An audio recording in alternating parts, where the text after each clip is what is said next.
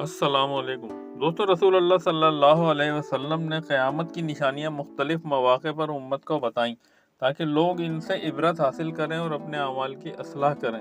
قیامت کی نشانیاں دو قسم کی ہیں: چھوٹی نشانیاں جو قیامت سے پہلے ظاہر ہوں گی، اور بڑی نشانیاں جو قیامت کے قریب ہوں گی۔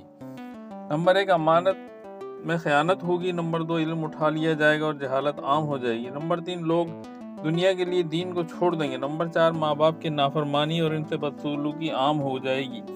نمبر 5، فحاشی، بے حیائی اور زنا عام ہو جائے گا۔ نمبر 6، شراب نوشی اور نشہ آور چیزوں کا استعمال بڑھ جائے گا۔ نمبر 7، لوگ دنیاوی فائدے کے لیے جھوٹی گواہی دیں گے۔